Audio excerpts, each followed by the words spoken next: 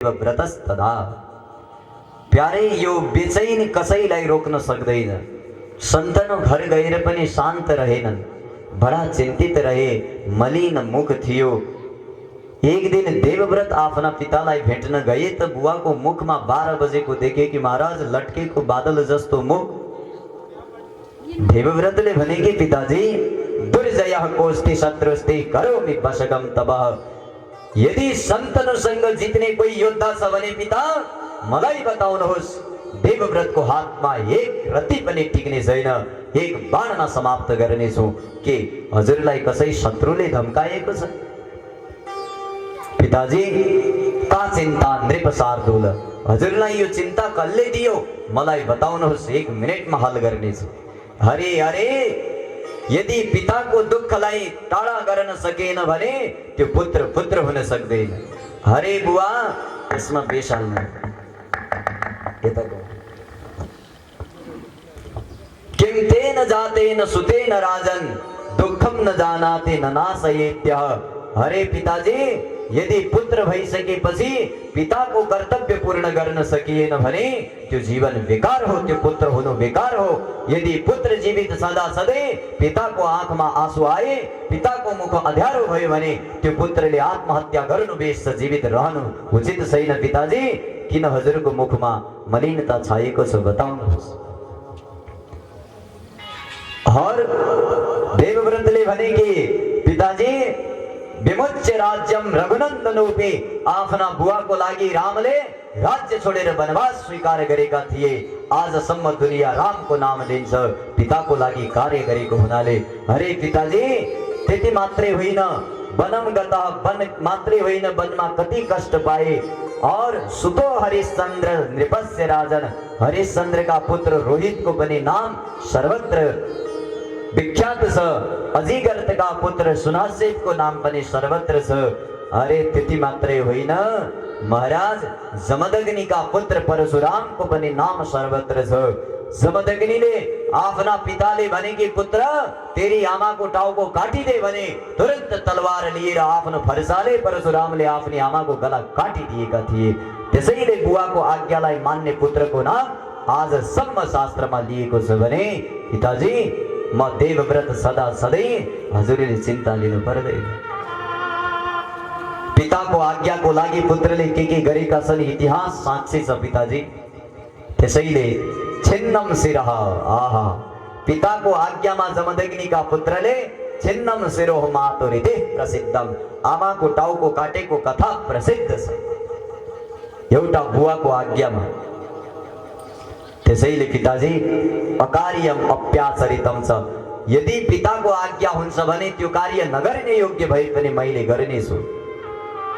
इदम शरीरम तव भूपते न क्षमोस्मि नूनम वद किम करोम्यः, यो शरीर मेरो होइन पिताजी, हजुरबाट प्रदान भएको शरीर हो। त्यसैले यो शरीरमा केवल हजुरको अधिकार छ। बताउनुहोस् पिताजी चिन्ताको कारण के हो? धिक्तम सुतम यः पितुरिप्सितार्थ क्षमो विसन्नः प्रतिपादयेद्य, जातेन किं तेन सुतेन कामं पितुर्न चिन्तां हि समुद्धरेद्य। त्यो पुत्र बेकार हो। धिक्तम सुतम यः पितुरिप्सितार्थ, जो पुत्र आफ्ना आमा बुवाको भनेको कार्य पूर्ण गर्न सक्दैन त्यो बेकार हो। जातेन किम, त्यसले त जन्मिनु भन्दा गर्भमा जानु भन्दा पूर्व नै मरिदिनु पर्थ्यो। सगभर जन्मिने बित्तिकै मर्नु पर्थ्यो। सगभर आफ्नी आमालाई 9 महिनासम्म कष्ट दिनै पर्दैन थियो। धिक्कार हो। आहा त्यो त केवल पुत्र होइन, यदि आमा बुवाको सेवा गर्न सक्दैन भने आमा बुवाको लागि त्यो पुत्र नभइकन चिन्ता ही, त्यो त चिन्ता मात्र हो। जीव सब जिउँदै गरेको मुर्दा समान हो त्यो। त्यसैले पिताजी बताउनुहोस् हजुर चिन्तित किन हुनुहुन्छ? देवव्रतले बहुत भने तो शन्तनुले भने कि पुत्र चिन्ता में महती पुत्र। हरे पुत्र चिन्ता मलाई अलिअलि छैन, धेरै छ। बात घुमाएर भने चिन्ता के छ थाहा छ? यस्त्वमेकोऽसि मे सुतः, भाइ मेरो छोरा एक्लै छ। शूरोति बलवान मानिहि, एकै छोरामा पनि कोही शंका छैन पुत्र। शूरः भयंकर वीर छ, अति बलवान भयंकर बलवान छ, और मानी दुनियाले खूब मान सम्मान दिएको छ। संग्रामेषु अपराङ्मुख जस्तै पनि संग्राम युद्ध आयो पराङ्मुख हुँदैन महाराज, लड्नको लागि तयार हुने छोरो मैले पाएको छु।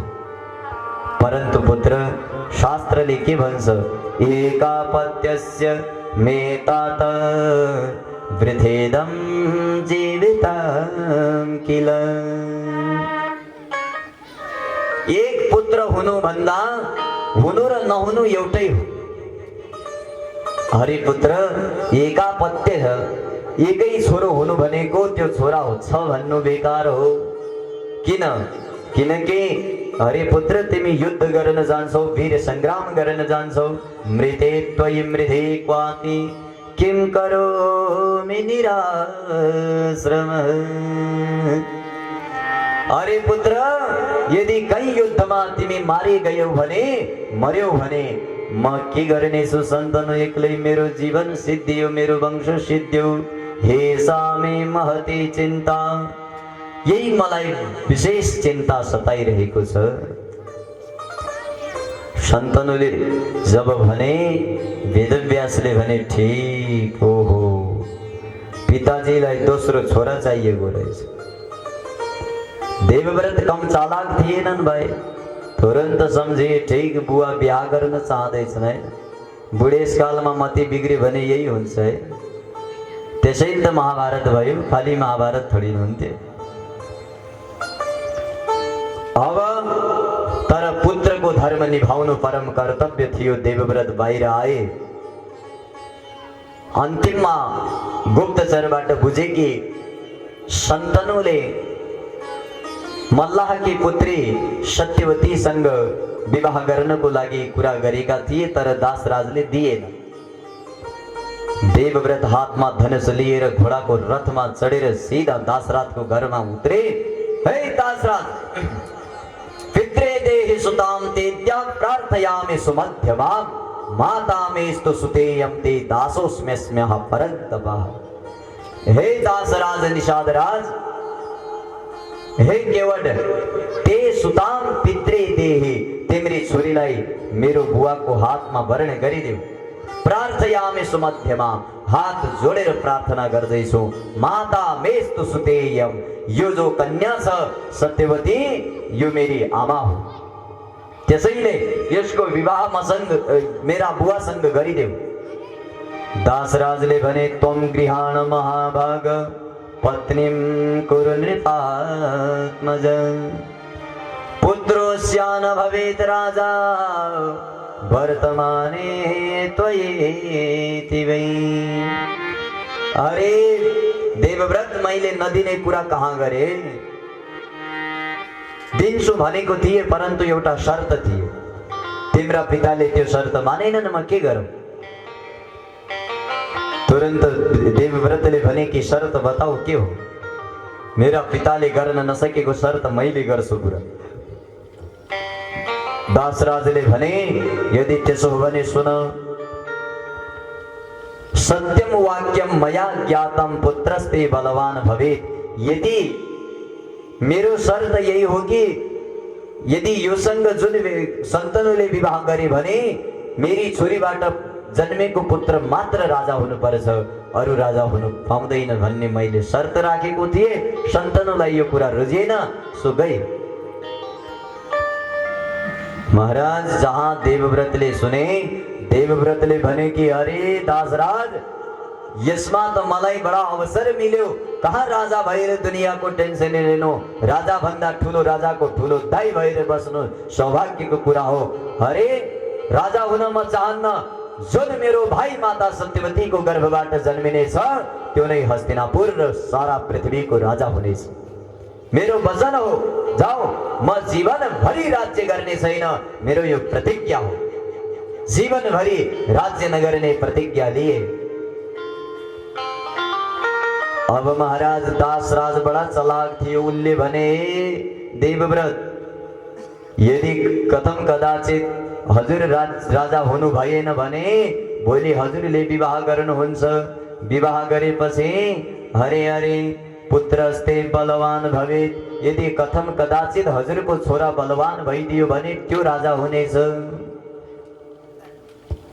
देवव्रतले भने यदि दासराज यसमा पनि शंका छ भने जाऊ, मेरा बुवाको यदि खुसी हुन्छ भने आजीवन विवाह गर्ने छैन, ब्रह्मचारी रहनेछौ। कठोर तपस्या प्रतिज्ञा गरे दुईटा, आजीवन राज्य नलिने और आजीवन विवाह नगर्ने। जब कठोर प्रतिज्ञा लिए त्यही दिन देवव्रत को नाम चेन्ज भयो, भीष्म भयो। भीष्म यानी कठोर प्रतिज्ञा लिएको कारणले देवव्रत को नाम भीष्म भयो। आफ्नो बुवाको लागि यति ठुलो प्रतिज्ञा लिए, जीवनभरि विवाह नगर्ने और राज्य कहिल्यै ग्रहण नगर्ने। सत्यवतीलाई लिएर गए साथमा आवत। नदार संग्रहम नौनम करिष्यामि हि सर्वथा, दार संग्रह यानी पत्नी कहिल्यै बनाउने छैन, विवाह गर्ने छैन भनेर सत्यवतीलाई लगेर गए। सन्तनुले थाहा पाए कि घरमा सत्यवतीलाई लिएर आएका छन्, गदगद भए महाराज और एकचोटि चिन्तित पनि भए। हरे पुत्र, यो के गरिदियो? जुन पिताको लागि 2 दिनको लागि आफ्नो जीवन न्यौछावर गरेर आए, तर पनि प्रसन्न सुपुत्र पिताको भक्ति देखेर जाऊ, मेरो लागि यति गरिदियो, आशीर्वाद दिन्छु, अमर बराबर रहनु। जुन दिन तिम्रो मर्ने इच्छा हुँदैन त्यो दिनसम्म तिम्रो सामने काल आउने छैन। जाऊ, मैले इच्छा मृत्युको वरदान दिए। सन्तनुले आफ्ना पुत्र भीष्मलाई देवव्रतलाई अमर यानी इच्छा मृत्युको वरदान दिए। जबसम्म मृत्यु चाहदैनन् तबसम्म उनको सामने मृत्यु आउँदैन। पिताबाट आशीर्वाद पाए। अब सन्तनुको महाराज सत्यवतीसँग धूमधामसँग विवाह भयो। सत्यवतीको सन्तनुसँग विवाह भइसकेपछि सत्यवतीको गर्भबाट 2टा पुत्र भए, चित्रांगत र विचित्रवीर्य। चित्रांगत र विचित्रवीर्य भइसकेपछि यी ठुला हुँदासम्म सन्तनुको मृत्यु भइसकेको थियो। 2टै छोराको विवाह गर्न पाएनन्। जेठा भाइ भीष्म थिए। भीष्म काशी नरेश बनारसमा गए। वहाँ स्वयंवर चलेको थियो। स्वयंवरबाट 3टी कन्या अम्बा, अम्बिका, अम्बालिकालाई हरण गरेर ल्याए।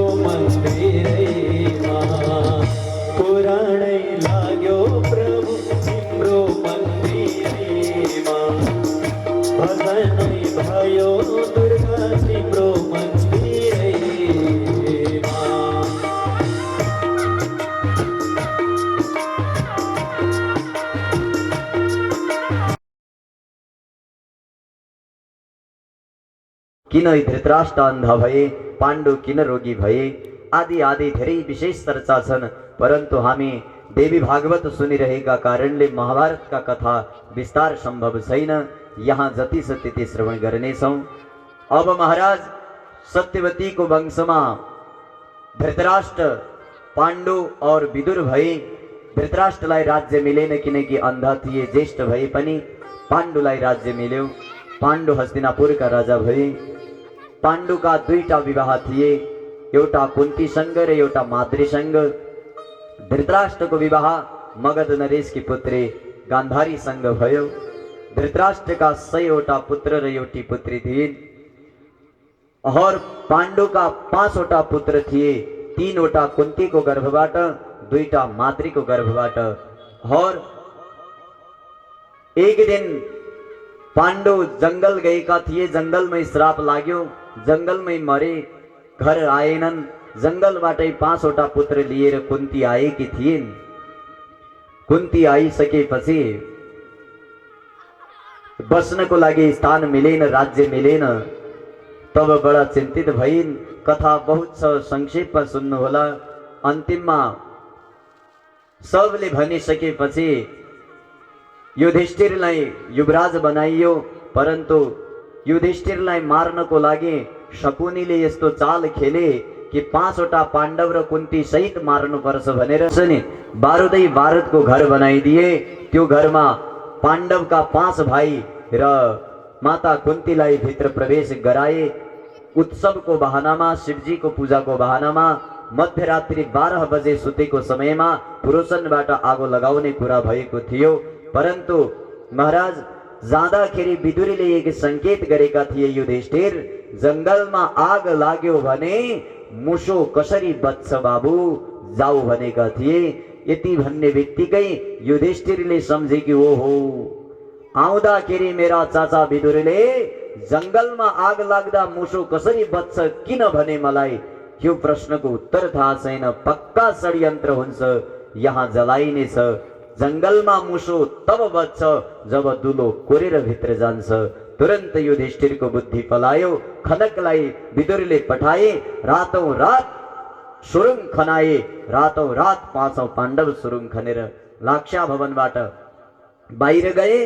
12 बजे पुरोचन तो भित्रै थियो, आग लगाउन तयारी थियो।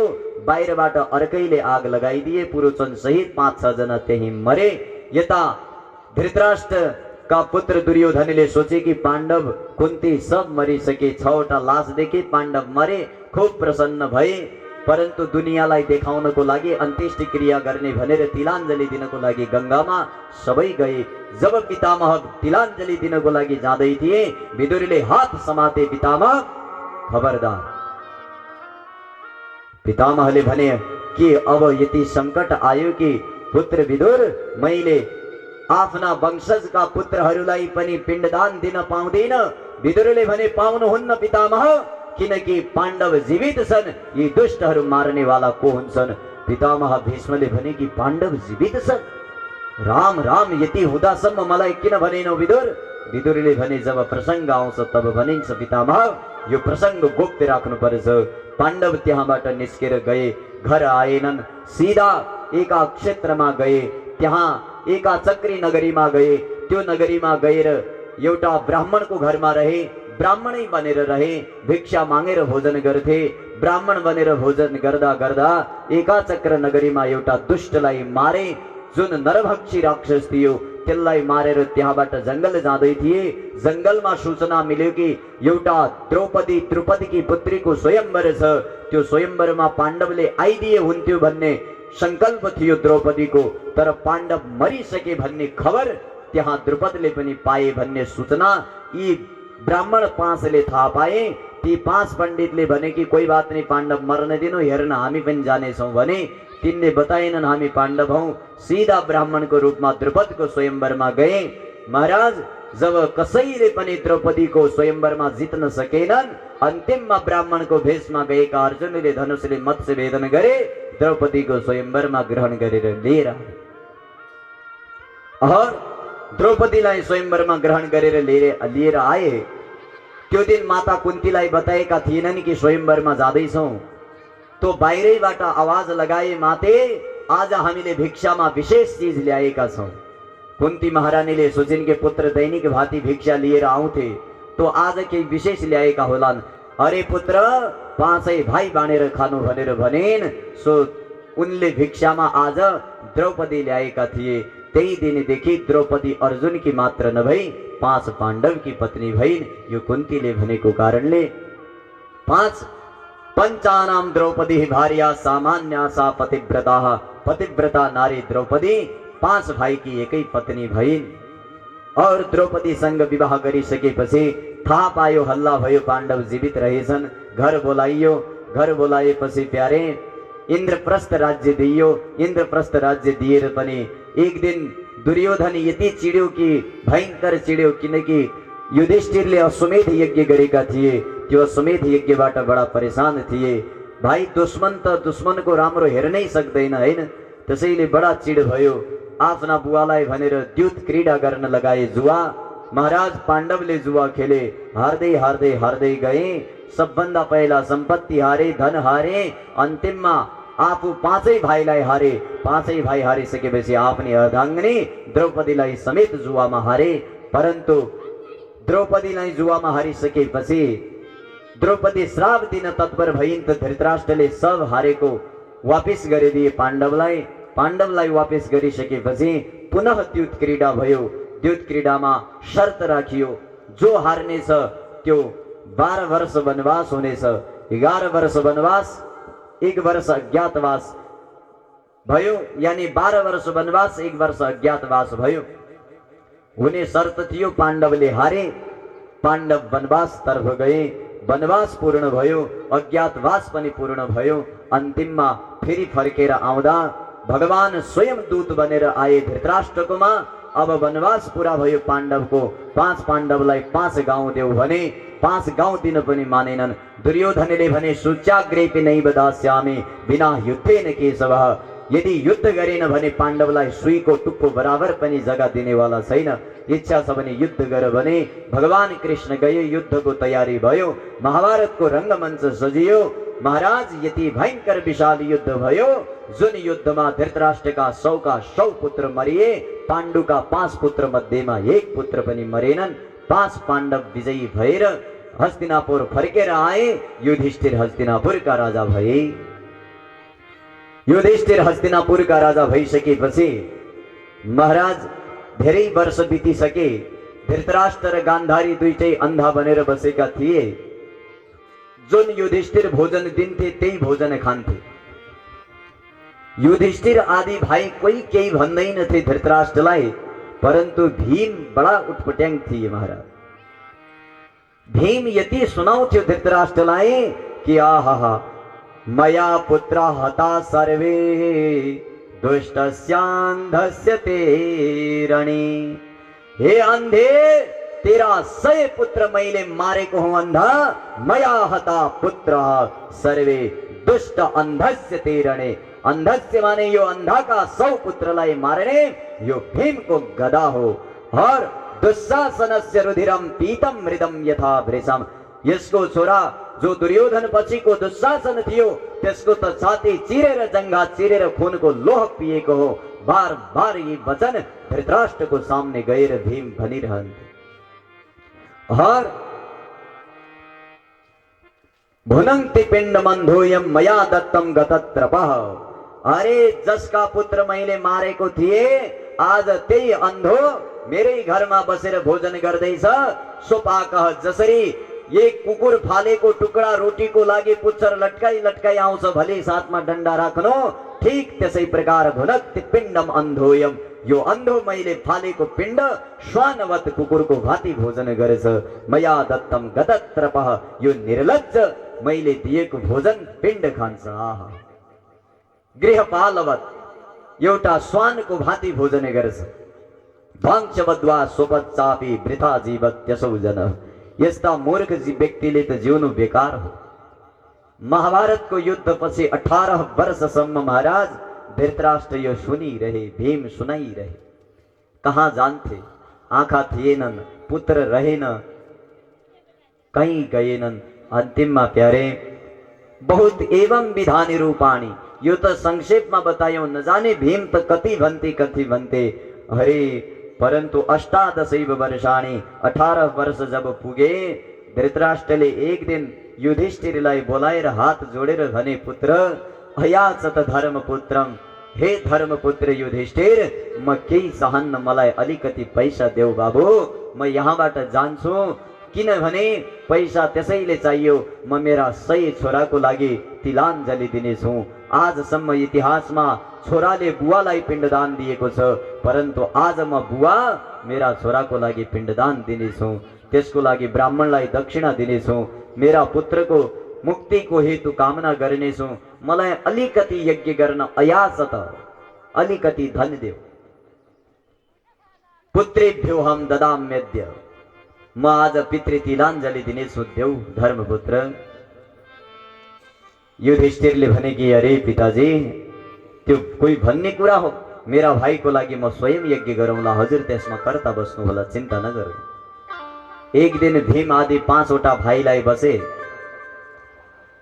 5 वटा भाइ सामने बसेर मिटिङ गरे कि युधिष्ठिरले भने कि अब म मेरा ठुला बुवा धृतराष्ट्रका पुत्र मेरा भाइ दुर्योधन आदि 100 भाइको लागि दिव्य गतिको लागि एउटा अनुष्ठानको लागि बुवाले धन याचना गर्नु भएको छ, त्यो धन दिनेछौँ, सुन भाइ, भोलि विरोध नगर्नु। कोही पनि बोलेनन्, सब चुपचाप रहे। रिस सबलाई आएको थियो, परन्तु बोलेनन्। भीमबाट सहन भएन। भीमले तुरन्त तत्श्रुत्वा वचनम भ्रातृ ज्येष्ठस्यामित तेजितः, ज्येष्ठ भ्राताको यो धृतराष्ट्रलाई पैसा दिने वचन सुनेर कोही बोलेनन्, परन्तु भीम चुप रहेनन्। भीमले भने सही छ भनेर हामीले यहाँसम्म भोगेका हौं, त्यसैले अरे दाइ, असिङ गृहीत्वा तरसा चेत्म्यहम नान्यथा सुगम। मलाई त त्यो अन्धा धृतराष्ट्रलाई हेर्ने बित्तिकै यस्तो मन गर्छ कि हातमा तलवार ल्याऊ, टाउको काटेर अलग गरेर टुक्रा टुक्रा गरेर 1000 टुक्रा गरौँ पनि मेरो मन शान्त हुनेवाला छैन। धन दिने कुरा गर्दै हुनुहुन्छ, मेरो कुनै हालतमा सम्मति छैन। भ्राताश्री, जति अधिकार हजुरको होला त्यति अधिकार मेरो पनि यो धन सम्पत्तिमा होला, किनकि म पनि महाभारतको योद्धा थिए, म पनि वनवासको पीडामा थिए, म पनि विराटको त्यो गुप्त देशमा थिए, हर क्षण म थिए। त्यसैले म कुनै हालतमा स्वीकार गर्दिन। ना हम ददे मही पाल, म कुनै हालतमा दिन दिने छैन। भीमले जब यति भने युधिष्ठिर बडा चिन्तित भए। युधिष्ठिरले भने, सुन भ्राता, आफ्ना बुवालाई त्यसो भन्नु हुँदैन, उनको सहारा कोही छैन, मनुष्यबाट गल्ती भइरहन्छ, जुन गल्ती बार बार दोहोर्याउनु हुँदैन, हामीले आफ्नो भ्राताको लागि दिनुपर्छ भने कसो कसो गरेर मनाए। अन्तिममा धृतराष्ट्रलाई यो युधिष्ठिरले सम्पत्ति प्रदान गरे। धृतराष्ट्र, गान्धारी, कुन्ती, विदुर यी 4 जना घर छोडेर तुरन्त गए। कुन्ती पनि रहिनन् घरमा, सीधा गए जंगलतर्फ, हरिद्वारमा आएर बसेका हुन्। बहुत समयसम्म बसे। संजय थिए साथमा धृतराष्ट्रको।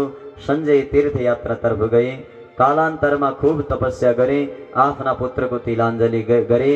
अन्तिममा समय आयो, धृतराष्ट्र, कुन्ती और विदुर आदि सब परमधाम को प्राप्त भए। यो कथा जब युधिष्ठिर आदिले सुने, युधिष्ठिर, अर्जुन आदि पनि आफ्नो पुत्र परीक्षितलाई राज्य दिएर सीधा 5 पाण्डव पनि स्वर्गारोहण भए। पृथ्वीका राजा परीक्षित भए। परीक्षितलाई पनि एक दिन ब्राह्मणको श्राप मिल्यो। गविजात नाम गरेका एक ब्राह्मण थिए, जुन ब्राह्मण साना बालक थिए, परन्तु गविजातका बुवाको भयंकर अपमान गरेको हुनाले, मरेको सर्प गलामा लटकाइदिएको हुनाले राजा परीक्षितलाई गविजातले महाराज श्राप दिए। पितुः कण्ठेद्यमे येन विनिक्षिप्तो मृतोरगः, जुन दुष्टले मेरा बुवाको कण्ठमा मरेको सर्पको माला लगाएको हो, त्यसको आजको दिनदेखि तक्षकः सप्तरात्रेण, 7 दिनपछि तक्षक गएर डसेर त्यो परीक्षितको मृत्यु होस् भन्ने शाप दिए। गविजातले शाप दिइसकेपछि गविजात आफ्नो बुवाकोमा गए और मरेको सर्पलाई हटाइदिए। परीक्षितले यो थाहा पाए कि मलाई श्राप लागेको छ, अब के गर्ने? सर्पबाट बच्नको लागि 7 मंजिल को भवन बनाए, 7 मंजिल को शीशाई शीशा को भवन बनाए। त्यो शीशाई शीशामा हावा पनि नजान सक्ने त्यस्तो भवन बनाइदिए। 7 मंजिल को माथि 7वीं मंजिलमा परीक्षित बसे। 7वीं मंजिलमा ठूला ठूला ऋषि महर्षि मन्त्रका ज्ञाता महाराज भयंकर द्रष्टा मणिमन्त्रौषधीनां वै प्रभावा खल दुर्विध सर्पका मन्त्रका विशेषज्ञ, सर्प टाढैबाट आएको थाहा पाउने, सर्पले डसिसके पनि यदि मरिसके पनि व्यक्ति जीवित गराउने त्यस्ता मन्त्र शक्तिका ऋषिलाई गेट गेटमा उभ्याइदिए। 7 दिनसम्म परीक्षित 7वीं मंजिलमा बसे। कहानी के भयो 7वीं मंजिलमा सुन्नेछौं विस्तार पूर्वक। आउनुहोस् सुन्दर एउटा भजन श्रवण गरौं। बोल भक्तवत्सल भगवान के कलियुगमा पार लगाउने दुर्गाजीको नाम, दुर्गाजीको नाम जपिन्छ परमधाम। कलियुगमा पार लगाउने दुर्गाजीको नाम, दुर्गाजीको नाम जपिन्छ परमधाम।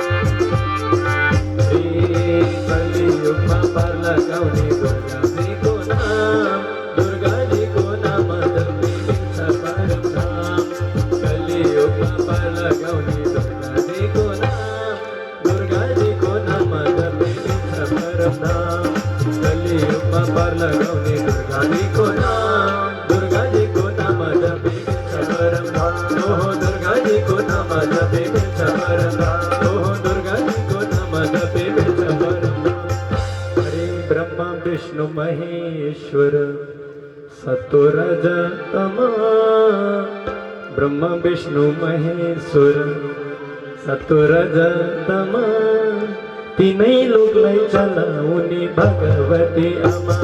ब्रह्म विष्णु महेश्वर सतोरजतमा, तीनै लोकलाई चलाउने भगवती आमा।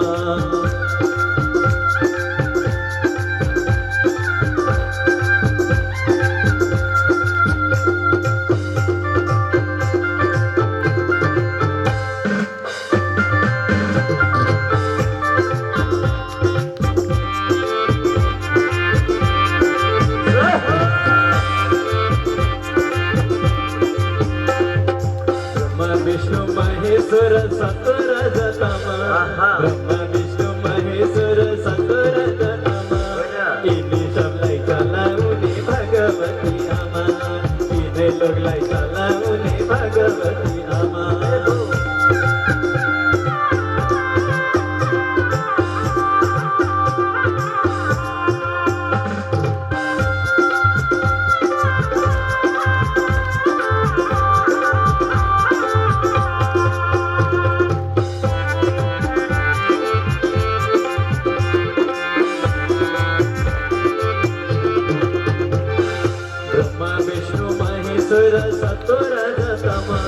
ब्रह्म विष्णु महेश्वर सतोरजतमा, यिनी सबलाई चलाउने भगवती आमा।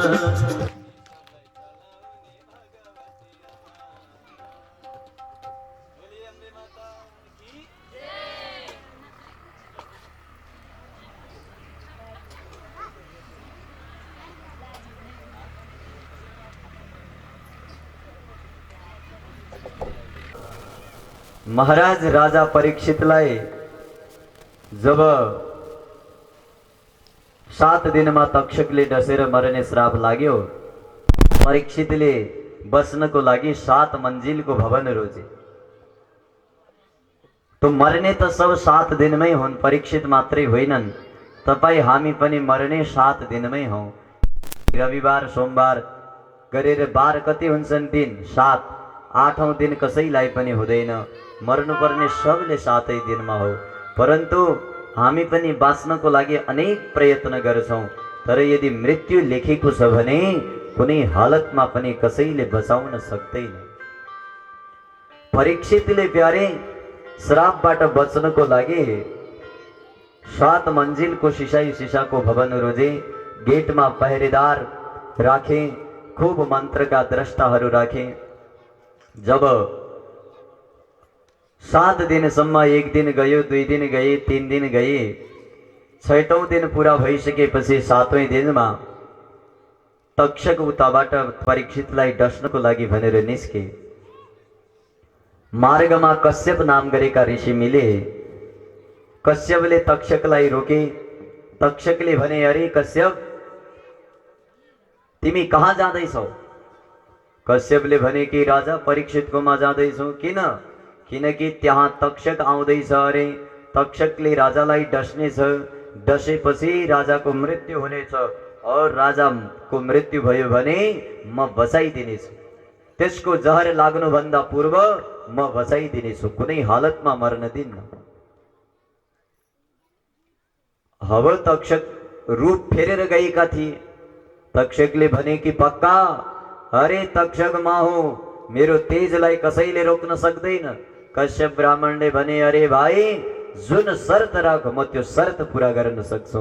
तक्षकले भने, यहाँनिर पिपलको रुख छ, भयंकर विशाल, यसलाई म डस्नेछु, यो खरानी हुनेछ, पूर्ववत जीवित गरिदेऊ, म मान्नेछु परीक्षितलाई जीवित गर्न सक्छौ। कश्यपले भने, डस। तक्षकले धम्मसँग डङ्ग मारे पिपलको वृक्षमा। तुरन्त पिपलको वृक्ष भस्म भयो, पूरा खरानी भयो। यति जहर थियो तक्षकको। और कश्यपले हातमा संकल्प लिए, पूर्ववत वृक्षो भव। त्यो पिपलको रुखको खाई राखमा फाले त वृक्ष पूर्ववत हरा भरा भइदियो। तक्षकले हात जोडेर भने, अरे राम राम, जे माग्नु छ कश्यप मबाट माग, परन्तु परीक्षितलाई बचाउन नजाऊ। तक्षकले भने, त्यसो भए धन देऊ। तक्षकले कश्यपलाई खूब धन सम्पत्ति दिए और परीक्षितलाई मार्न भनेर ऋषिको रूप धारण गरेर गए। भाइ सर्प बने त बाटैमा मारिहाल्ने हो, सब चौकीदार राखेको छ। ऋषिको रूप बनाएर, दाढी साडी बनाएर महाराज मस्त गए है। दाढी यो धोतीको रूप यस्तो हो कि महाराज पूर्ण विश्वासवाला है। त्यसैले अहिले बहुत ठगिरहेका छन् मान्छे है, अन्धविश्वास गरिरहेका छन्। बिचारा को हो के हो कसले बुझ्ने? भोला भाला सिधा जनता, यजमानले के बुझ्नु भाइ? पण्डितले के पढिरहेको छ मन्त्र है, जे पढ्यो गड्याम गुड्युम भड्याम भडम स्वाहा भने उसले स्वाहा सुन्यो महाराज, केही बुझ्दैन है। तो यो सजिलो मार्ग हो हैन, त्यसैले यसैलाई अपनाउँछन्। तो तक्षकले पनि यही अपनाए कि एउटा सुन्दर ऋषिको रूप धारण गरेर तक्षक गए। आफ्ना सङ्गी साथीलाई साथमा लगेर गए।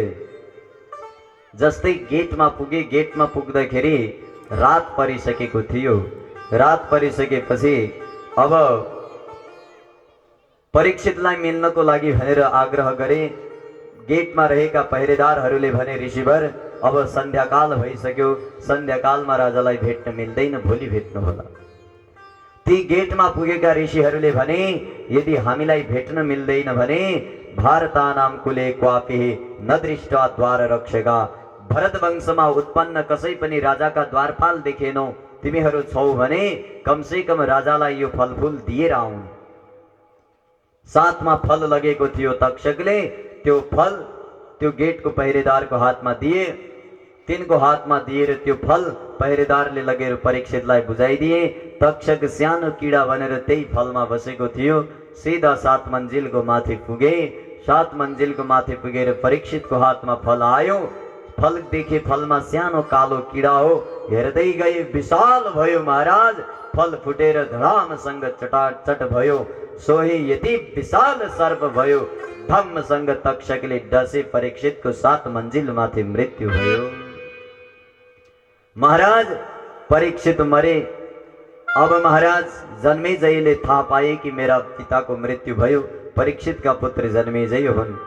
जन्मेजयले सोचे कि के गरौँ। दाह संस्कार गरे, अन्त्येष्टि क्रिया भयो। एक दिन उत्तङ्क नाम गरेका ब्राह्मण आए।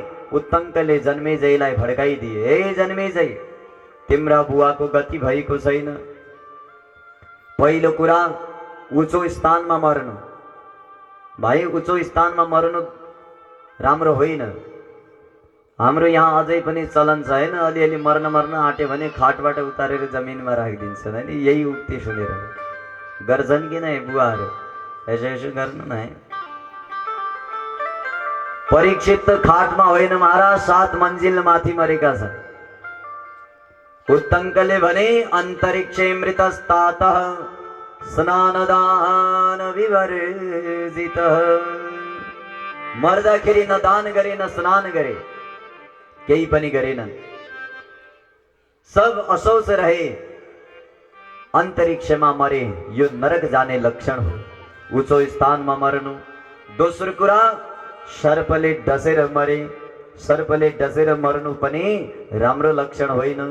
सर्पले डस्नु, भिरबाट खस्नु, नदीको प्रवाहले बगाउनु, आदि आदि आगोले जल्नु, यी मृत्यु राम्रा मानिएका छैनन्। यी नरक जाने मृत्यु हो, यो लक्षण हो, दुर्गति का लक्षण होनी। हरे जन्मे जय तिम्रा बुवा पितुर वैरम न जानाते, जीवन नेव मृतो हि सह। तिमी जस्तो सर्वशक्तिमान पुत्र भएर पनि यदि पिताको गतिलाई जान्दैन भने त्यसले जिउनु बेकार हो। आफ्ना पिताको लागि यदि गति चाहेनौ भने त्यो जीवन बेकार हुनेछ। जन्मेजयले भने कि म के गरौं, कारण काम त बताउनु महाराज। उत्तङ्क ब्राह्मणले भने सर्प यज्ञ गर। यानी जुन जुन सर्पले मार्नमा सहायता गरेका छन् तक्षकको, तक्षक सहित सब सर्पलाई मार भनेर सर्प यज्ञ गर्ने आदेश दिए। उत्तङ्क स्वयं आचार्य बने, सर्प यज्ञ गराए। आधा भन्दा धेरै सर्प जलिसकेका थिए हवन कुण्डमा। आस्तिक नाम गरेका एउटा ऋषि आए। आस्तिको नाम धर्मात्मा, जरत्कारो सुतो मुनि। जरत्कारोका पुत्र थिए आस्तिक। आस्तिकले सम्झाए जन्मेजयलाई, हे जन्मेजय तिम्रो बुवाको मृत्यु भइसक्यो, अब सर्पलाई समेत मारेर उल्टा किन आफू पाप भोगिरहेका छौ? सर्प यज्ञलाई रोक। अर्चयित्वा नृपस्तम तो छन्दया मास वञ्चितैः। सर्पलाई मारेर कुनै धर्म हुनेवाला छैन। पिताको मुक्तिको लागि कुनै अर्को मार्ग गर। त्यहीँनिर वेदव्यास बस्नु भएको थियो। आस्तिकले भने हेर जन्मेजय, यदि आफ्नो बुवाको गति चाहन्छौ भने सर्प यज्ञ होइन, वेदव्यासलाई सोध कि त्यसको लागि के गर्नुपर्छ। सर्प यज्ञ रोकिदिए। सामने वेदव्यास बस्नु भएको थियो। वेदव्यासजीलाई सोधे, हे वेदव्यास मेरो बुवाको गतिको लागि मैले के गर्नुपर्छ भने वेदव्यासजीले भन्नुभयो कि सुन, शृणु राजन प्रवक्ष्यामि पुराणम गुह्यमद्भुतम। यदि दुर्गति भएका पिताको मुक्ति चाहन्छौ भने एउटा कथा सुनाउँछौ, त्यो पुराणको अध्ययन गर्यौ र श्रवण मनन गर्यौ भने तिम्रा बुवाको सद्गति हुनेछ। अब कुन पुराण हो त्यो गुरुदेव मलाई सुनाउनुहोस् भन्दा पुण्यम भागवतम नाम नानाख्यानयुतम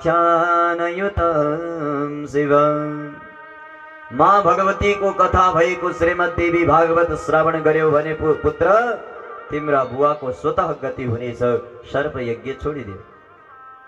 जन्मेजयले सर्प यज्ञ बन्द गरे और वेदव्यासजीलाई भने कि हे वेदव्यास, मेरा बुवाको गतिको लागि श्रीमद् देवी भागवत श्रवण गराउनु। वेदव्यासले स्वयं जन्मेजयलाई देवी भागवत श्रवण गराएका हुन्। और जन्मेजयले अचानक त्यहाँ वेदव्यासलाई सोधे कि गुरुदेव म सर्प यज्ञ गरिरहेको छु। मैले सर्प यज्ञ गरिरहँदा यो टुपलुक्क आएर आस्तिकले किन रोक्यो? आजसम्म कसैले रोकेन। वेदव्यासले भन्नुभयो सुन, यो सर्पको भान्जो हो। एउटा जरत्कारो नाम गरेका ऋषि थिए। जरत्कारो नाम गरेका ऋषि एक दिन विवाह नगर्ने भनेर जंगलतर्फ घुम्दै थिए। उनको वंशमा कोही पनि थिएन। कोही पनि जीवित नभएपछि जरत्कारो जंगल जाँदै जाँदै जाँदै थिए अचानक एक ठाउँमा ठुलो गड्डा थियो। त्यो गड्डाको सामने देखे गड्डामा एउटा डन्डा थियो। त्यो डन्डामा उल्टा लटकेका 3-4 मनुष्य थिए। भयंकर विकराल काला कलौटा रूप भएका जरत्कारो जाँदै थिए। त्यही बाटो ती खूब रुँदै थिए, हाय राम हाम्रो एउटा सन्तान थियो, त्यो नजाने कहाँ गयो, त्यसले विवाह गरिदिएको भए यो नरकबाट उत्रिन्थ्यौं। यो बाणी जरत्कारुले सुने।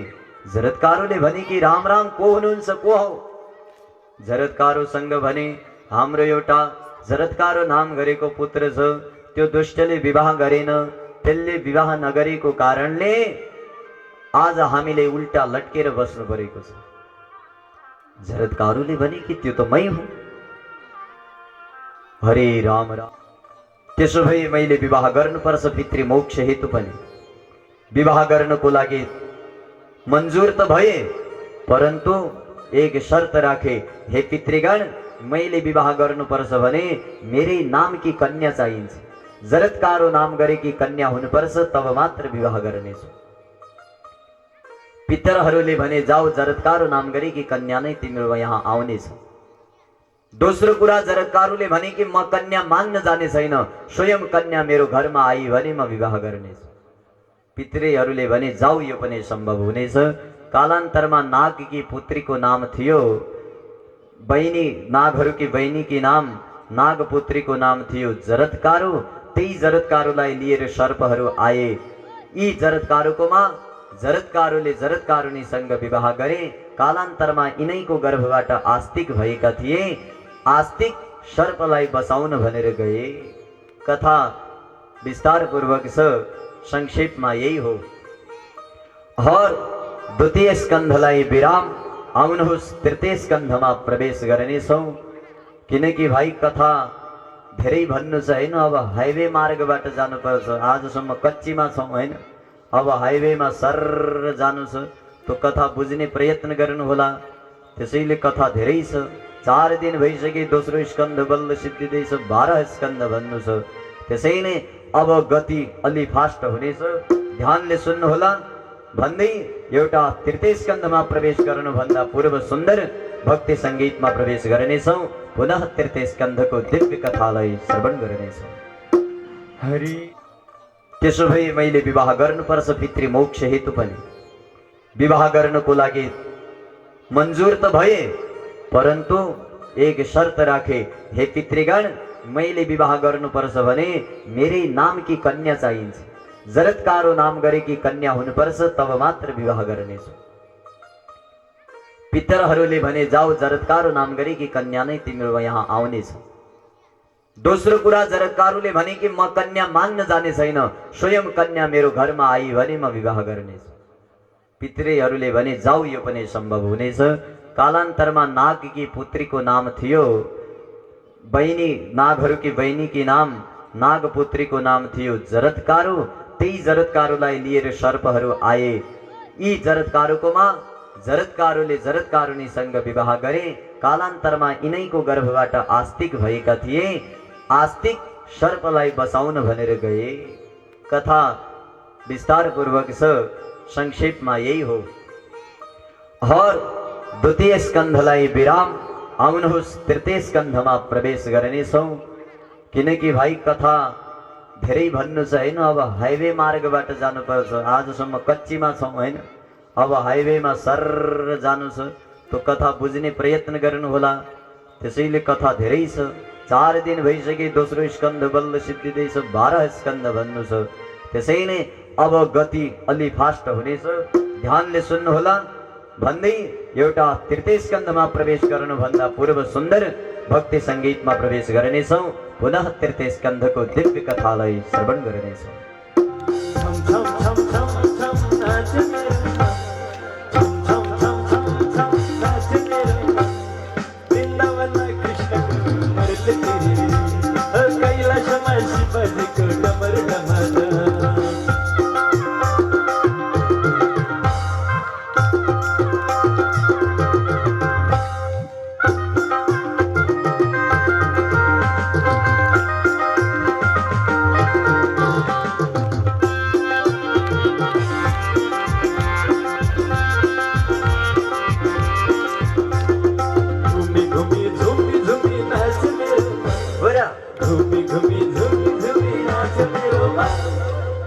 कैलासमासी बजेको डमरु डमाडम कैलासमासी बजेको डमरु डमाडम झम झम झम झम झम नाच मेरो मन झम झम झम झम झम नाच मेरो मन वृन्दावनमा कृष्णको मुरली रे हो वृन्दावनमा कृष्णको मुरली रे प्रेम से साथी को सेवा कर दे प्यारे।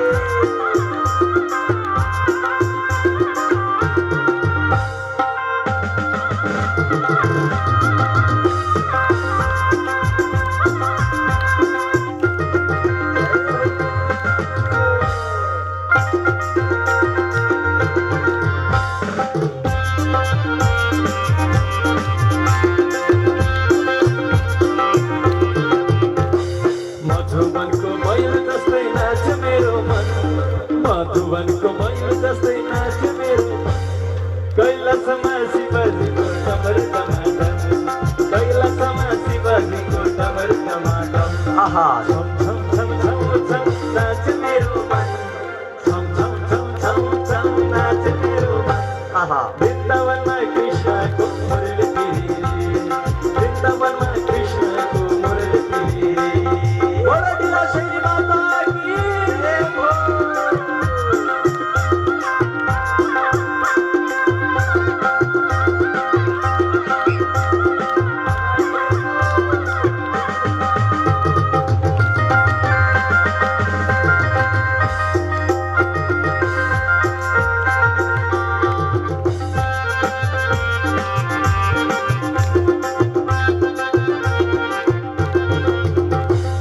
आकाशको बादल जस्तै नाच मेरो मन आकाशको बादल जस्तै नाच मेरो मन कैलासमा शिवजीको डमरु डमाडम कैलासमा शिवजीको डमरु डमाडम आहा झम झम झम झम नाच मेरो मन झम झम झम झम नाच मेरो मन वृन्दावनमा कृष्णको मुरली रे वृन्दावनमा कृष्णको मुरली रे झम झम झम झम नाच मेरो मन आहा झम झम झम झम नाच मेरो मन जय हो। कैलासमा शिवजीको डमरु डमाडम कैलासमा शिवजीको डमरु डमाडम वृन्दावनमा कृष्णको मुरली रे वृन्दावनमा कृष्णको मुरली रे वृन्दावनमा कृष्णको मुरली रे।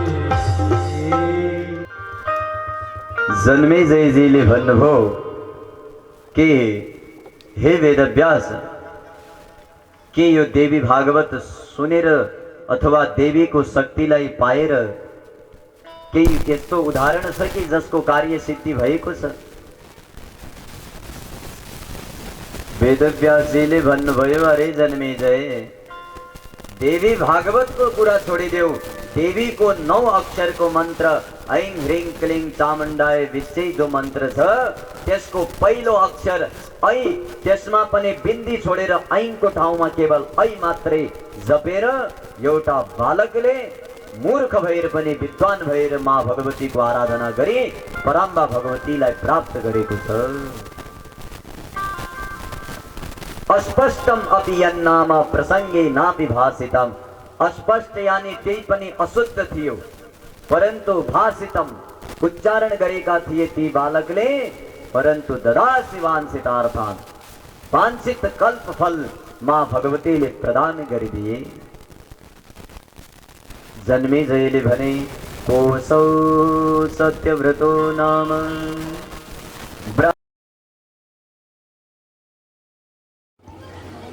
जन्मेजयले भने कोसौ सत्यव्रतो नाम ब्राह्मणो द्विजसतम कस्मिन् देशे समुत्पन्न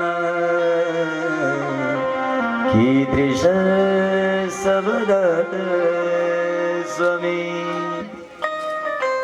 कोसौ सत्यव्रतो नाम महाराज त्यो सत्यव्रत नाम गरेको बालक को थियो जसले ऐ अक्षर मात्र उच्चारण गरेर पराम्बा भगवतीको दर्शन पाए। राम राम विस्तार पूर्वक सुनाउनुहोस्। वेदव्यासजीले भने सुन जन्मेजय इतिहासम प्रवक्ष्यामि शृण्वन्तु मुनयः शुभम। सुन ऋषिवर एउटा इतिहास सुनाउने छु इतिहास माने सच्ची घटना। अक्षरोच्चारणादेव तथा प्राप्तम दुजेन भई। एउटा माँ भगवती को नाम को अस्पष्ट अशुद्ध अक्षर उच्चारण गरेर पनि बालकले कसरी पराम्बा भगवतीलाई पाए सुन। एक दिन एक ब्राह्मण को घरमा प्रसंग उठिरहेको थियो संतान को। तो जुन ब्राह्मण को घर में प्रसंग चलिरहेको थियो त्यही ब्राह्मण को घर संतान थिएन। ब्राह्मण बड़ा चिंतित थिए कि मेरो घर संतान भएन। धन संपत्ति विद्या वैभव बल बुद्धि सब भगवानले दियो परंतु संतान दिएन। ब्राह्मण बड़ा चिंतित थिए। तो एक दिन त्यो ब्राह्मण अन्य ब्राह्मण को मा गए और पुत्रेष्टि यज्ञ गर्नको लागि भनेर निवेदन गरे। ब्राह्मणहरू आए, पुत्रेष्टि यज्ञ को तयारी गरे। पुत्रेष्टि यज्ञ हुँदै थियो। ब्राह्मणहरू वेदध्वनि बोलेर स्वाहा स्वाहा गरिरहेका थिए। अचानक ब्राह्मणहरू मन्त्र बोल्दाखेरि सास बडा लामो लिइरहेका थिए। हरि ओम सहस्र शीर्षा, खूब लामो सास लिइरहेका थिए। यजमान बडा होशियार थिए। उनले भने तदास्य स्वरभंगो भूत कृते श्वासे मुहुर्मुहु। मंत्र पढ्दाखेरि बार बार श्वास लिएर स्वरभंग गर्दैछ।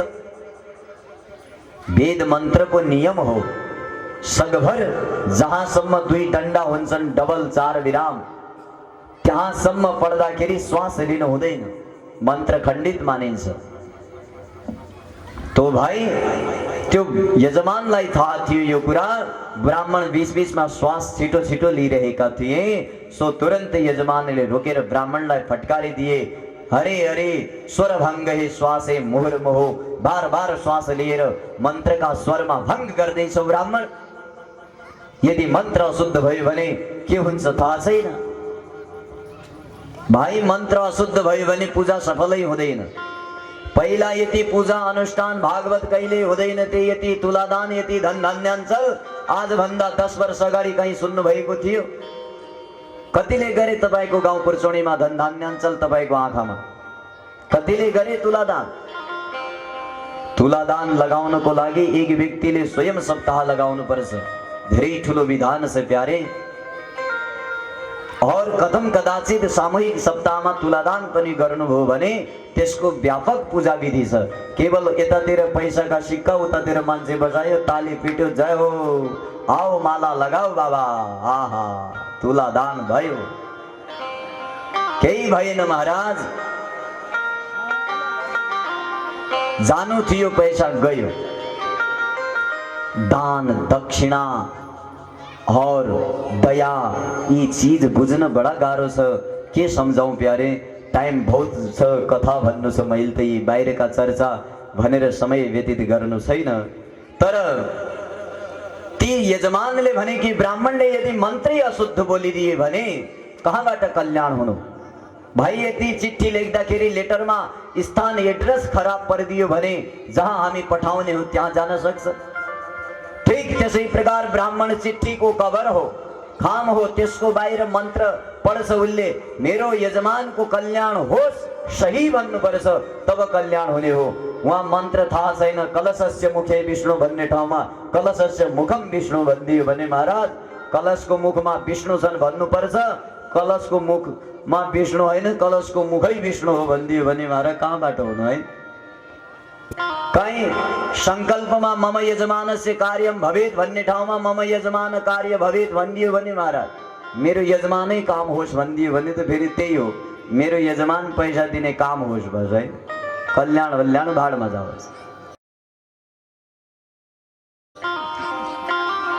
स्वस्ति न इन्द्रो वृद्धश्रवाः।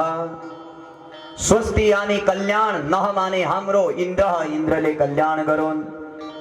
वृद्धश्रवाः वृद्धश्रवा हाम्रो कल्याण गरून्। ब्राह्मणले अर्थ नजानी मन्त्र पढ्यो भने त्यो मन्त्रले कहिल्यै फल दिँदैन। एड्रेस लेख्नेवालाले अ आ क ख नजानी लेखिदियो भने कसरी एड्रेस सही लेखिएला कल्पना गर्नु जरा।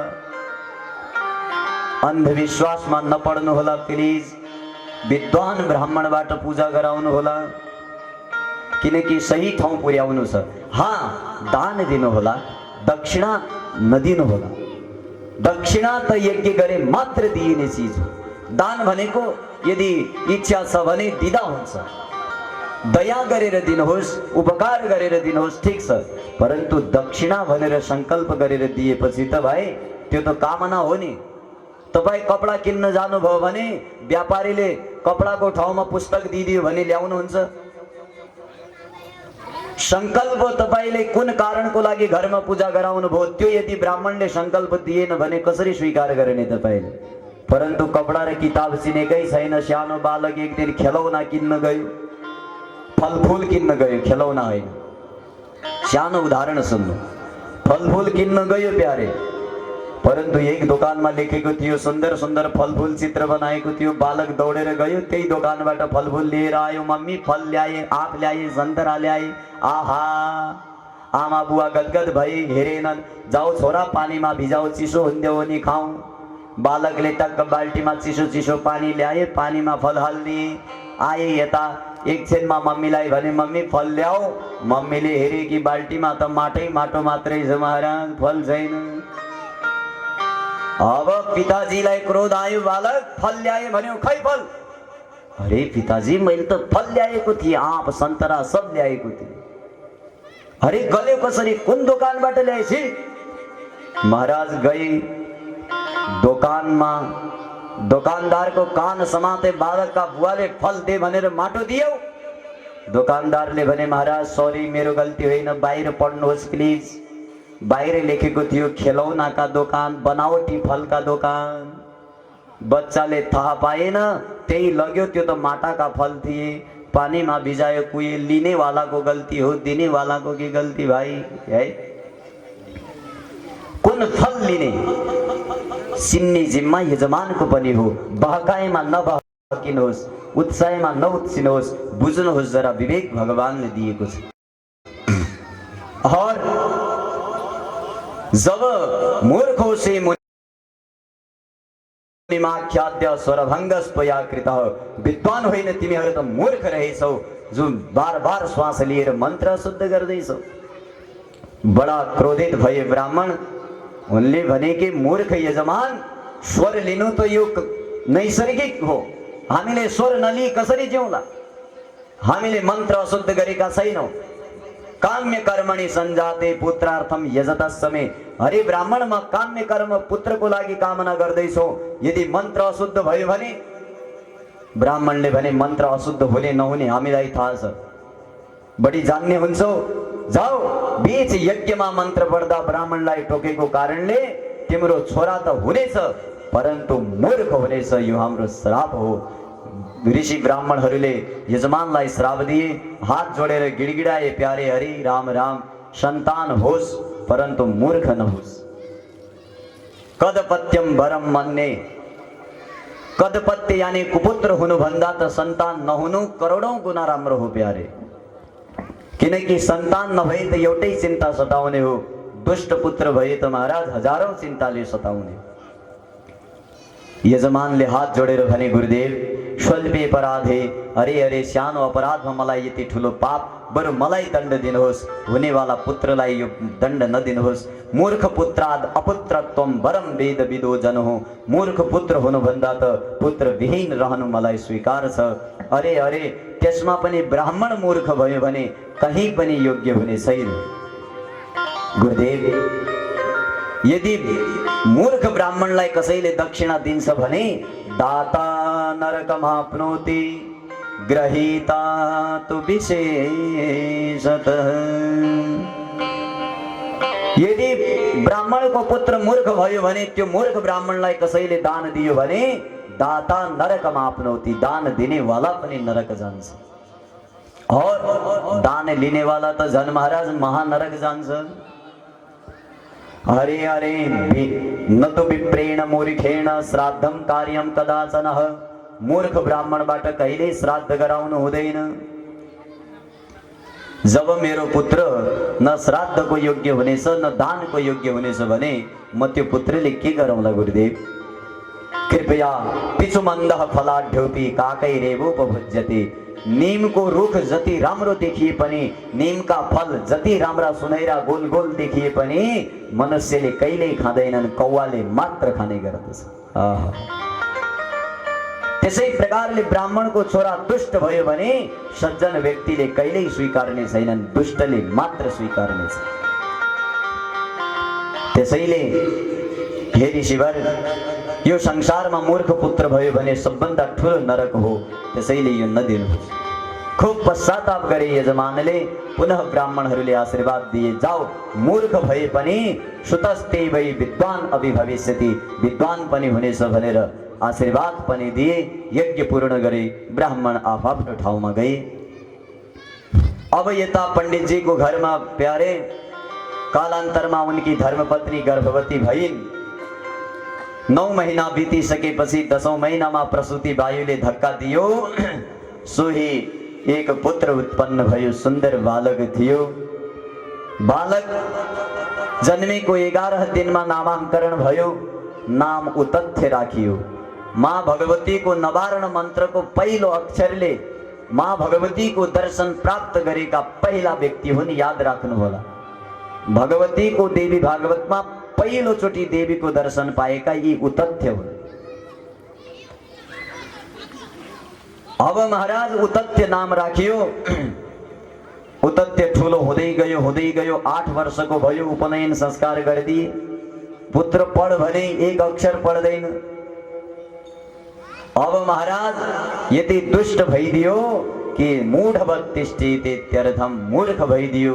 जडवत एक ओम भनेपछि ओ गर्ने, स्वाहा भनेपछि हु गर्ने, माने एक अक्षर उच्चारण नगर्ने, परम मूर्ख भइदियो। आहा, वेद अध्यापयामास, वेद अध्ययनको लागि गुरुकोमा पठाए, कहीँ एक अक्षर पढेन। पिताजीले कान समाते, राम राम अब खाई खाई आगे खाई राम दोहाई। राम राम सन्तान भयो त यस्तो दुष्ट भयो, सन्तानदेखि विरक्त भए। जब सन्तानबाट आमा बुवा विरक्त भए, गाउँ गाउँमा हल्ला भयो, यस्ता दुष्ट पुत्र रहेछन् त्यो ब्राह्मणका भन्ने भयो। एक दिन त्यो उतथ्य गल्लीबाट जाँदै थियो, तो गाउँका समाजमा बसेका व्यक्ति कुरा गर्दै थिए, अरे फलाना ब्राह्मणको छोरा उतथ्य यति मूर्ख भयो, ओहो एक अक्षर जान्दैन, नवेद विधि कर्तुम स्यात् बन्धकम विधिम। अरे राम राम, एक अक्षर नजान्ने त्यति विद्वान पण्डितको छोरा मूर्ख भयो। जब उतथ्यले आफ्नो निन्दा मार्गमा सुने बडा चिन्तित भए। उतथ्यले सोचे, ओहो अन्धो वरस तथा पङ्गु, आँखा फुटेर अन्धो हुनु राम्रो रहेछ, खुट्टा हात नभएर पङ्गु हुनु राम्रो रहेछ, जिब्रो नभएर पङ्गु हुनु रहेछ, और हात खुट्टा नभएर लङ्गडो हुनु रहेछ। परन्तु मूर्खस्तु न, मूर्ख हुनु यो संसारमा सबको लागि खराब रहेछ, सबले निन्दा गर्ने रहेछ। एक दिन उतथ्यलाई 12 वर्षका बालकलाई बडा वैराग्य आयो। घर बास सब त्यागेर गंगा तीरे शुभे स्थाने, गंगाको तीरमा गएर बसे। ना सत्यम प्रब्रवीम्यहम, म आजदेखि गंगाको किनारमा असत्य कहिल्यै बोल्ने छैन, यानी हमेशा सत्य बोल्नेछु। यो संकल्प लिएर गंगाको किनारमा उतथ्य गए। एक दिन, 2 दिन, 4 दिन, वर्षौं भइसके। उतथ्य सोच्न थाले कि के गरौँ। राम राम, यदि मैले घरमा पुस्तक पढिदिएको भए, कसैको ध्यान गर्थे, मनन गर्थे। अरे राम राम, कदा मे मरणम भावी दुःखम जीवामि कानने, यो जंगलको किनारमा कबसम्म बाँचिरहँ। हे भगवान, मैले मर्दिएको भए हुन्थ्यो। जीवितम धिक्च मूर्खस्य, मूर्ख हुनुभन्दा त मर्नु कई गुना श्रेष्ठ थियो। दैवेनाहम कृतो मूर्खो, ठीक ठीक, मलाई मूर्ख दैवले बनाएको होला। अरे नाना, दैवले होइन, किनकि मैले पूर्व जन्ममा विद्या दान गरिन होला, मैले पुस्तक दान गरिन होला, त्यो भएर म मूर्ख बने। न मैले तीर्थ भ्रमण गरे होला, न मैले ब्राह्मणको पूजन गरे होला, न कहिले मन्दिरको दर्शन गरे होला। त्यसैले आज मलाई यो जन्ममा यसरी मूर्ख भएर जंगलको कानन घनघोर वनमा एक्लै बसिरहनु पर्दैछ। ओहो ओहो, धिक पौरुष मनर्थकम, म त यो भन्छु कि भाग्य नै सर्वश्रेष्ठ हो, कर्मले केही हुने वाला छैन। वृथा श्रम कृतम कार्यम दैवाद भवति सर्वथा। कर्म गरेर केही नहुने रहेछ, भाग्य जसको जस्तो हुन्छ, भाग्य विधिको विधानले जो लेखे त्यही हुने रहेछ। ओहो ओहो, के गरौँ, बहुत चिन्तित थिए। एक दिन अचानक, ध्यानले सुन्नुहोला, अचानक एउटा शिकारी शिकार खेल्नको लागि जङ्गलतर्फ गए। जङ्गलतर्फ जाँदाखेरि जाँदा जाँदा अचानक एक जङ्गलमा सानो सुँवर देखे। त्यो सुँवरलाई ताकेर बहेलिया शिकारीले धम्मसँग धनुष लगाए। धनुष सिधा पेटमा लाग्यो। पेटमा लागेपछि त्यो सुँवर मरेन, चिच्याउँदै च्या गर्दै सिधा भाग्यो। त्यो बाटो भाग्यो जुन बाटोमा उतथ्य बसेका थिए। उतथ्य कहिल्यै झुट नबोल्ने भएको कारणले, सत्य मात्र बोल्ने भएको कारणले तिनको नाम सत्यव्रत पनि रहेको थियो। हर उतथ्य ते गङ्गाको किनारमा बसेका थिए। त्यहीबाट त्यो सुँवर च्या गरेर जाँदै थियो। त्यही सुँवर गयो अगाडि। उतथ्य सोच्दै थिए, राम राम, यो जङ्गलमा यसरी मरणासन्न अवस्थामा यसलाई कुन दुष्टले छोड्यो होला। जहाँ सोच्दै थिए त्यतिखेर अचानक त्यहीँनिर बहेलिया धनुष लिएर आए। धनुष लिएर भने, पप्रच्छ कोलह क्वगतो द्विजेश। हे ब्राह्मण, यसै मार्गबाट सुँवर आएको छ मेरो शिकार, बताऊ कहाँ गएको छ। हे ब्राह्मण बालक, जानामि तेहं सुव्रतं प्रसिद्धं तेनाद्य प्रेच्छे मम बाण बुद्धि।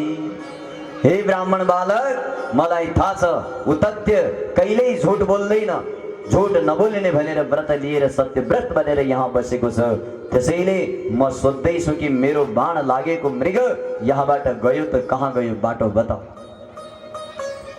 क्षुधार्दितं मे सकलं कुटुम्बम, मेरो सारा परिवार भोकै बसेको छ। म पनि कई विगत दिनदेखि भोजन नगरी बसेको छु। त्यसैले छिटो बताऊ। सत्यव्रत बोलेनन्। सत्यव्रतमा धर्म संकट आयो भाइ, बताऊ, यो दुष्ट गएर मारिदिनेछ।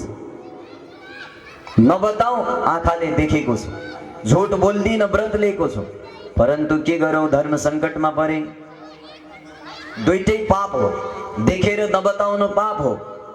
देखेका छन्, कसैलाई मार्नको लागि देखाउनु त्यो पनि झन् ठुलो पाप हो। के गर्नु, चुप रहे। बहेलिया शिकारीले भने, हे ब्राह्मण, क्षुधार्दितं मे वित्तिर्ममैषा विहिता विधार्ता नान्यास्ति विप्रेन्द्ररितं ब्रवीमि।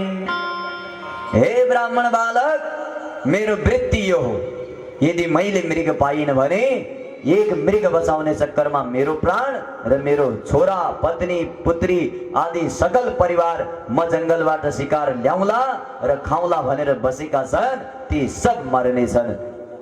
भर्तव्यमेवेह कुटुम्ब मञ्जसा, मैले कुटुम्ब यसैबाट पालने गरेको छु। अब त सत्यव्रत उतथ्य झन् चिन्तित भई कि राम राम, के गरौँ। एक जनाको ज्यान बचाउनको लागि वहाँ सैकडौं जनाको ज्यानको खतरा छ, परन्तु के गर्ने। दुईटैतिर बराबर संकट थियो। उतथ्यको सामने बार बार भन्दै थिए, शिकारी छिटो बताऊ, छिटो बताऊ। अन्तिममा उतथ्यले, त्यो सुँवरले च्या गरेको जो आवाज थियो, त्यो आवाजको ध्यान गरे। राम राम, के गरौँ, यो आवाज आएको थियो। दुष्ट शिकारी बहेलिया, मलाई बार बार आएर किन सोध्दैछौ, सुन। या पश्यति न सा ब्रूते, या ब्रूते सा न पश्यति। अहो व्याधक स्वकार्यार्थी, किं प्रेच्छसि पुनः पुनः। हे बहेलिया शिकारी, बार बार के सोध्दैछौ। या पश्यति न सा ब्रूते, जुन आँखाले हेर्न सक्छ त्यो आँखा बोल्न सक्दैन, और जुन मुख बोल्न सक्छ त्यो मुखले हेर्न सक्दैन। त्यसैले म केही बताउन सक्दिन, आफै काम गर भने। यदि विद्वान भए कि द्वितीय वाल्मीकि जस्ता त्यतिखेरै कविता रचिदिए, द्वितीय वाल्मीकि समान ज्ञाता भइदिए। माता पराम्बा भगवतीको एउटा ऐ मन्त्र पढ्दाखेरि पुनः त्यही मन्त्रबाट प्रभावित भएर सत्यव्रतले खूब तपस्या गरे। अन्तिममा परम्बा भगवती जगत जननी माँ भगवतीको दर्शन प्राप्त गरेर आनन्दित भए। भन्दै भन्दै बाबा टेलिभिजन हेरेर बसिरहनुहुने सम्पूर्ण श्रद्धालु दर्शकवृन्द एवं यो डिला सैनिक कञ्चनपुरमा बसेर माँ भगवतीका गुणानुवाद सुनिरहनुहुने सम्पूर्ण श्रद्धालु भक्तवृन्द, म अहिलेलाई आजको यो सङ्गीतमय श्रीमद्देवी भागवत महापुराण तथा श्रृङ्गारिक महाआरतीको चतुर्थ दिनको प्रवचनको दिवा सत्रको समयबाट सम्पूर्ण बाबा टेलिभिजनको टिम सहित बिदा हुन्छौँ। एउटा सुन्दर भजन हजुरमाझ पस्किनेछौँ, हेर्दै रहनुहोला बाबा टेलिभिजन। हामी 10 मिनट पश्चात पुनः महाआरतीमा प्रत्यक्ष आउने बाचा। जय दुर्गे जय दुर्गे